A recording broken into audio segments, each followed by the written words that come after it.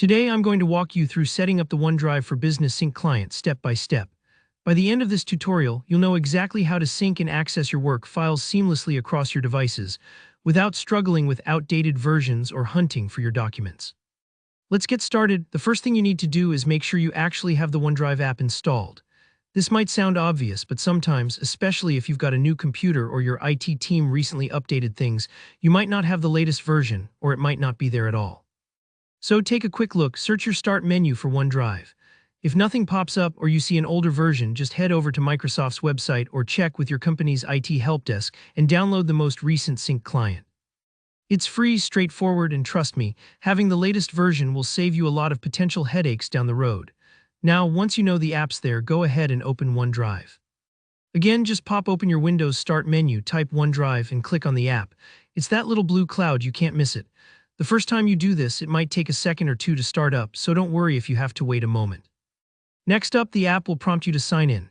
Be sure to use your work or school email. This is what links your computer to your organization's OneDrive space, not your personal one. Enter your password carefully. If your company uses additional security steps like two-factor authentication, you'll just need to follow those prompts. Totally standard stuff for business accounts. Now you'll see a screen showing where your OneDrive folder is going to live on your PC.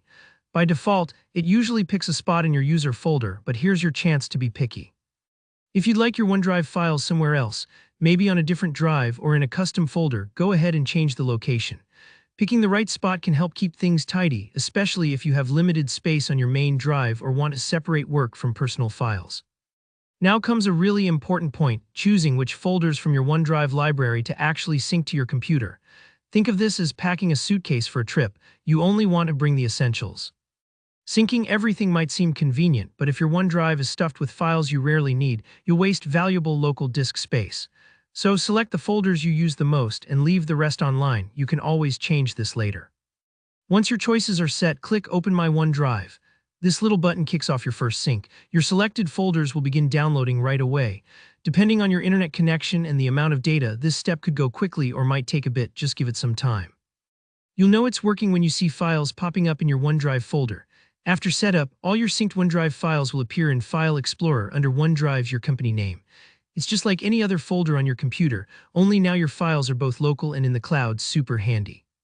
If you ever need to add or remove folders later, just click the blue OneDrive cloud icon in your taskbar, go to Settings, then Account, and choose Folders. It's flexible, you can adjust as your work changes.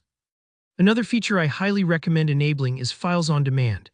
You'll find this in Settings. Turn it on and you'll see all your OneDrive files, but they'll only download when you open them. It's like having a catalog of all your stuff without filling up your hard drive. And one last pro tip, while you're in Settings, check out the Backup tab and look for Manage Backup. Here you can automatically back up your desktop, documents, and pictures to OneDrive. It's a lifesaver. If anything ever happens to your computer, those critical folders are safe in the cloud. There you have it. You've now got OneDrive for Business set up and running. If you found this helpful, hit that like button, and if you have any questions or run into any snags, drop a comment below. I'm always happy to help. And for more straightforward tech tips like this, don't forget to subscribe. Thanks for watching and happy syncing.